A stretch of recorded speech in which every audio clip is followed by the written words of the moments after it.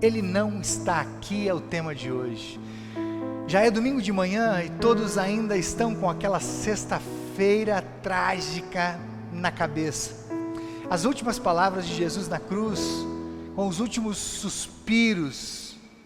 Na verdade, Jesus diz nos evangelhos que ele gritou. A gente não sabe de onde ele encontrou forças, mas ele gritou as últimas palavras que foram: tudo está completado, tudo está consumado.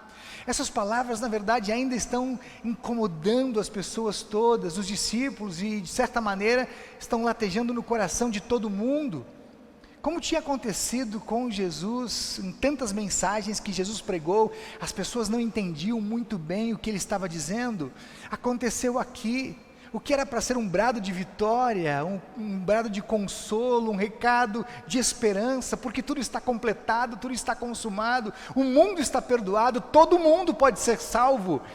A primeira promessa agora se cumpre ali na cruz, a promessa de Gênesis 3,15, que o próprio Deus fez, olhando nos olhos de Adão e Eva, prometendo que mandaria o seu filho, que esmagaria a cabeça da serpente, que declararia vitória sobre o diabo, o pecado, o mundo e a morte. Essa promessa, a primeira promessa, acaba de se cumprir na cruz. A sexta-feira não era o fim. A cruz não seria o lugar onde Jesus daria o seu último suspiro, o lugar da última porção de vida de Jesus. A morte não teria poder sobre a vida de Jesus. O Paulo já disse isso para o mundo inteiro. Onde está, ó morte, a sua vitória? Onde está, ó morte, o seu aguilhão? Não há morte capaz de derrotar a vida de Deus. O túmulo não podia guardar o corpo de Jesus por mais de 2 dias, porque havia uma promessa sobre a vida de Jesus, e essa promessa apontava para o domingo. Hoje é domingo, domingo chegou. Domingo é dia em que tudo acontece. Domingo é dia de vida, é dia de túmulo vazio, túmulo aberto, dia de entender aquele último brado de que tudo está consumado, de fato, tudo estava completado, a obra estava feita.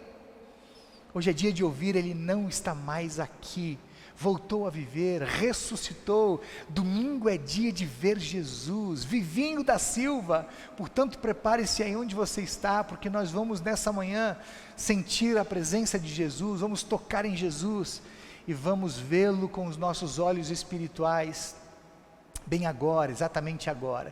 Entre os destaques de hoje, o primeiro deles está no versículo 2, que diz que as mulheres foram ao túmulo no domingo bem cedo. Versículo 2 diz assim: no domingo bem cedo, ao nascer do sol, elas foram ao túmulo.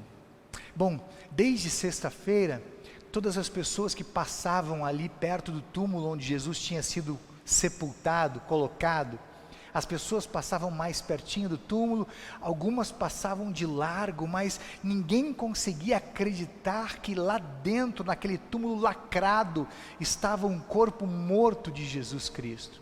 Os discípulos, por um lado, os discípulos nunca podiam imaginar.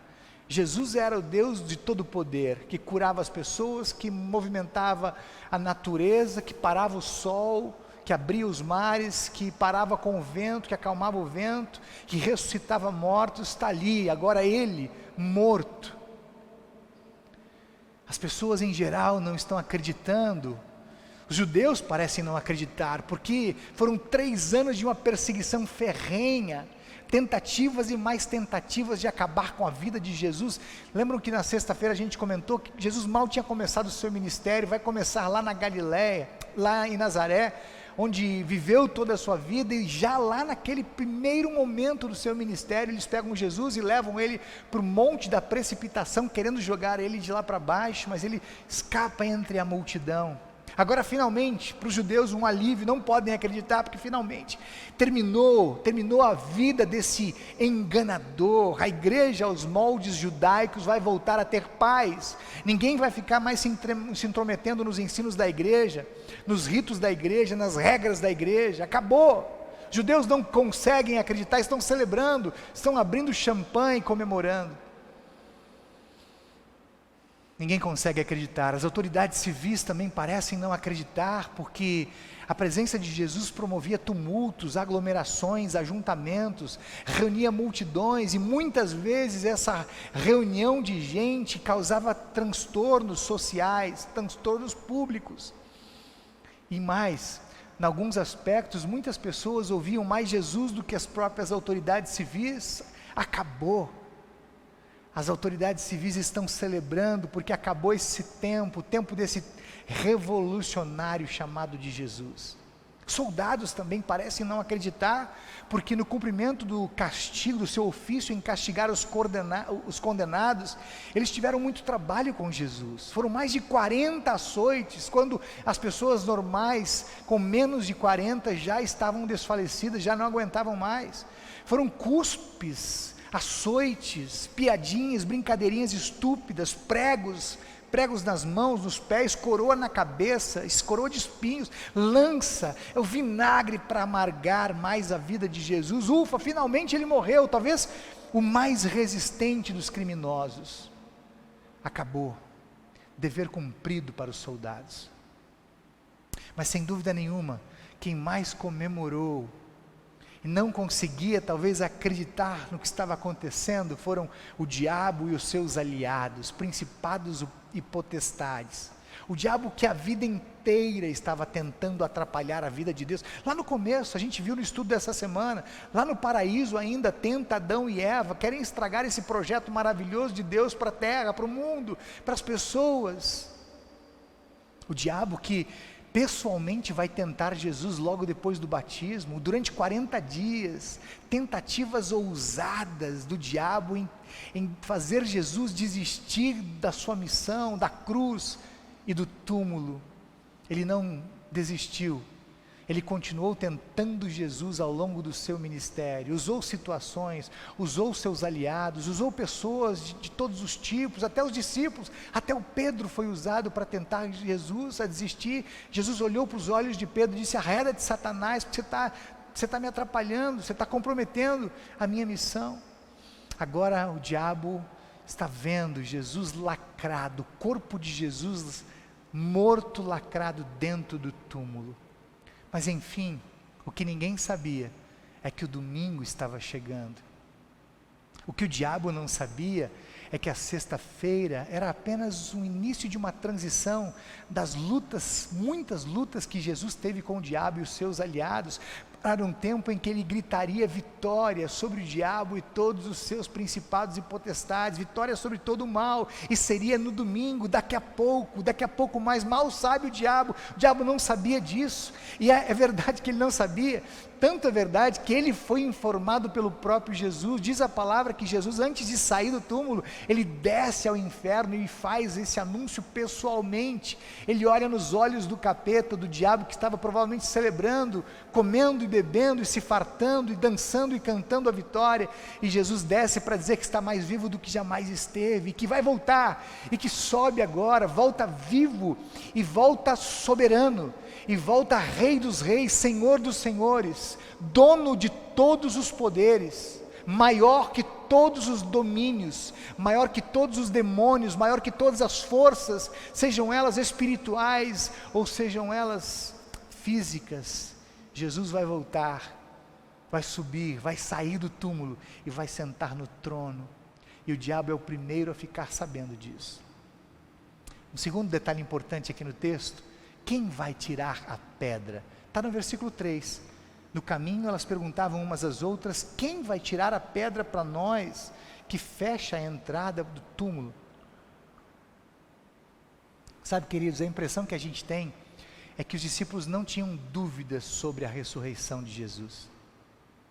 Eles tinham certeza que Jesus não ressuscitaria, certeza que Jesus estava morto e ficaria morto. Só para pegar os detalhes do nosso texto, alguns argumentos do texto. Primeiro, porque vão alguns poucos no domingo de manhã para ver o que estava acontecendo. Talvez tenham ido no sábado de manhã, ou não ido porque sábado ainda era muita ameaça, mas no domingo vão dar uma olhada para ver o que está acontecendo, qual é o movimento ali ao redor do túmulo. Segundo, as mulheres do sábado fazem perfumes. O texto nosso diz que elas compraram perfumes. Tem outros textos que dizem que elas fizeram perfumes para embalsamar o corpo morto de Jesus. Elas estavam indo lá para embalsamar o corpo morto de Jesus. E terceiro, porque elas estão a caminho e se perguntando: quem é que vai tirar a pedra que fecha o túmulo onde Jesus está morto, foi colocado morto? Pensando isso, eu perguntei para os meus botões lá em casa quando preparava essa mensagem: e se Jesus não tivesse ressuscitado? Como os discípulos estão pensando, como todos estão achando que não vai acontecer, ou que vai acontecer, Jesus não vai ressuscitar. E se a pedra estivesse lá, quando as mulheres chegassem de manhã, fechando o túmulo, com o corpo morto de Jesus lá dentro? Se a gente pensar nisso, olhando para o início do mundo, se Jesus não ressuscitou, se a pedra está lá, então Deus seria uma fraude. Esse projeto de Deus para o planeta Terra, para os habitantes da terra, teria sido um verdadeiro fracasso. Todas as promessas que Deus fez teriam sido falhas. Toda a esperança do povo, a dedicação dos profetas, a fidelidade de Abraão, de Isaac, de Jacó, de João Batista, de Paulo, Pedro, dos apóstolos, evangelistas, tudo teria sido em vão. Se a gente olhar para os textos que falam da ressurreição de Jesus, se Jesus não ressuscitou, se a pedra estivesse lá, o terceiro dia seria apenas um outro dia, o domingo seria um domingo comum, um dia comum. Mulheres teriam embalsamado Jesus naquele dia e talvez noutros dias. Outras pessoas tivessem embalsamado o corpo de Jesus. Os discípulos teriam ficado reclusos da casa, com medo de que eles também podiam morrer, como Jesus morreu, seu líder de tanto tempo, de 3 anos pelo menos. Os discípulos teriam voltado para suas profissões, voltaram para pescar, voltaram para fazer as coisas que faziam antes. Soldados ainda hoje estariam guardando o túmulo de Jesus. Ninguém o teria visto, nenhum discípulo, os discípulos de Emaús, ninguém teria tocado em Jesus, como Tomé tocou e disse: Ele vive, é verdade. Olhando para as palavras de Paulo em Coríntios 15, se Jesus não tivesse ressuscitado, se a pedra estivesse lá, a nossa fé seria vã, essa mensagem não teria valor nenhum, não teria poder, não operaria fé, não operaria cura, não ressuscitaria, não salvaria. Nós teríamos falsas testemunhas de Jesus, nós teríamos hipócritas, estaríamos enganando apenas ou encenando o tempo todo, permaneceríamos nos nossos pecados. Todos que morreram em Cristo apenas teriam morrido, a vida acabaria por aqui, não haveria eternidade. Se acaba aqui, diz Paulo lá em Coríntios 15, nós seríamos os mais infelizes, mesmo vivendo 80, 100, 120 anos, se a vida acaba aqui, se limita a esse mundo, nós seríamos em todo o tempo as pessoas mais infelizes de todas. Porque a alegria verdadeira é apenas em Jesus. Olhando para mim, para você, para nós, se Jesus não ressuscitou, se a pedra ainda estivesse lá quando as mulheres chegaram no túmulo, a ascensão de Jesus seria uma farsa. Pentecostes, uma fake news. As igrejas seriam apenas espaços de convivência, ou empresas com fins lucrativos, ou as igrejas teriam se transformado em bibliotecas, em museus, em cafeterias, ou estariam simplesmente fechadas, lacradas, cheias de pó e de teias de aranha. A palavra seria um livro qualquer, a palavra de Deus um livro como outro livro de qualquer escritor. As orações seriam conversas com as paredes, falaríamos para as paredes, para os tetos, para ninguém, falaríamos conosco mesmos. O diabo seria o nosso Senhor, o pecado nos oprimiria e o inferno seria o nosso destino eterno. Certamente, queridos, se Jesus não tivesse ressuscitado, o mundo já não existiria mais.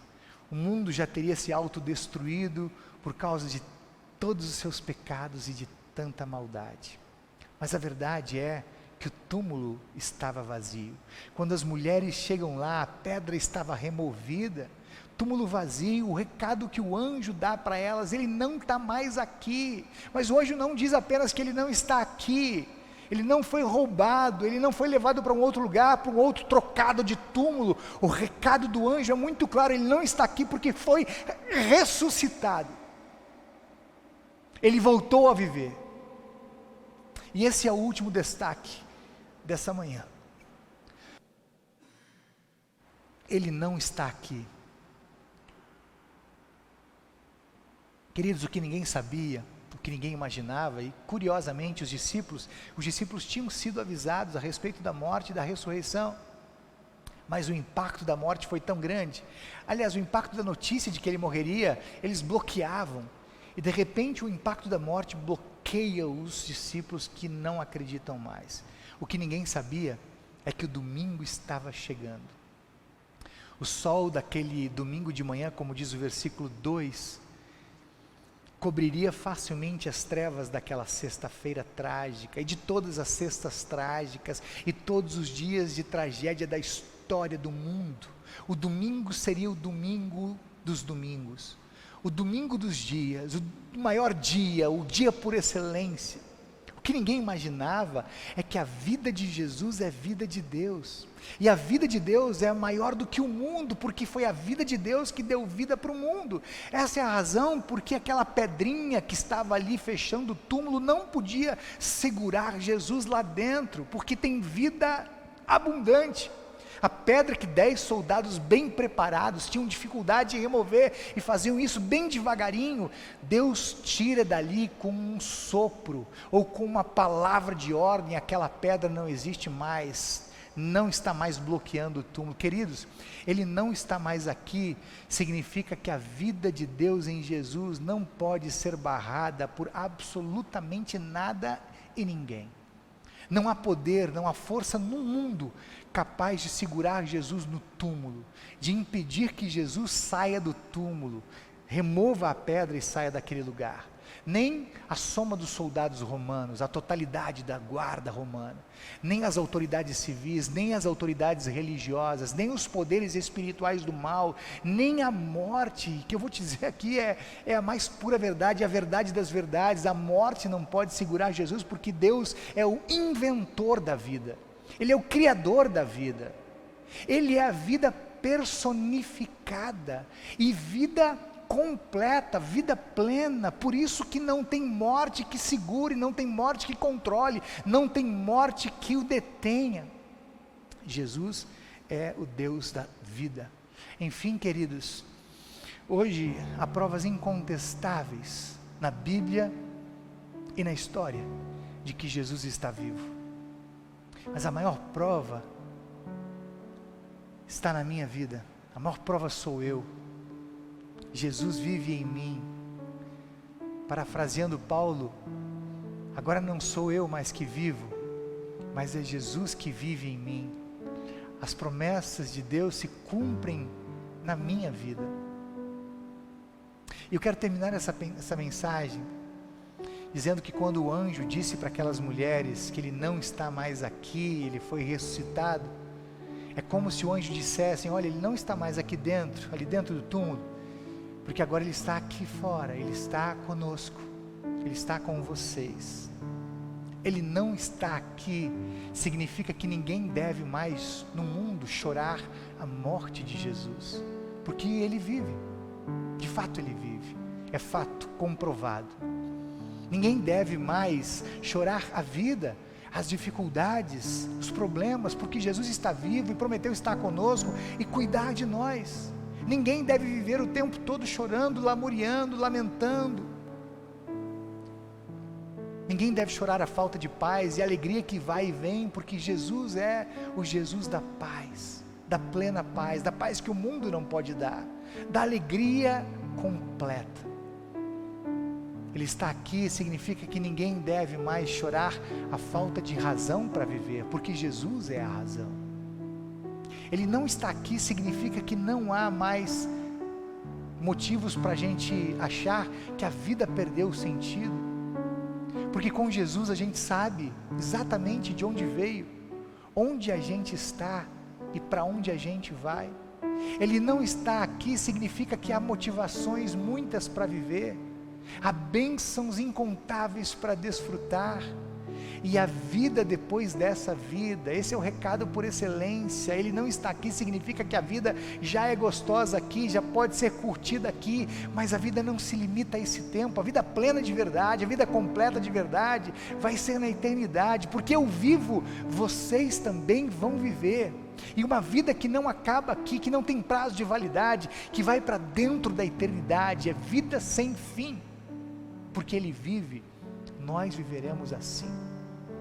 Ele não está aqui, significa que temos uma mensagem que não pode ficar guardada dentro do túmulo.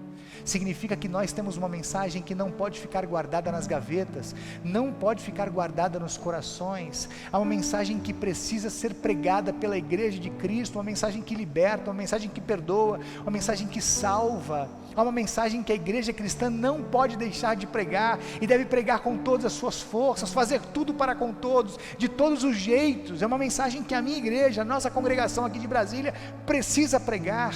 É uma mensagem que tem que ser proclamada pela minha vida, porque eu estou totalmente envolvido nesse projeto. A morte foi por mim, a vida foi por mim. Ele ressuscitou, saindo do túmulo, Ele olhou nos meus olhos e disse: Beto, eu estou vivo. Pastor Roberto, estou vivo e voltei para você, e voltei para dar vida para você, e voltei para ser vida na sua vida. Ele não está aqui, significa que na vida, depois de toda sexta-feira amarga, dolorida, sempre tem um domingo alegre, um domingo de vitória. Hoje é domingo, o domingo alegre, o domingo da vitória. Celebre intensamente, porque Ele não está mais no túmulo, Ele está aqui, e vive e reina para todo sempre. Amém.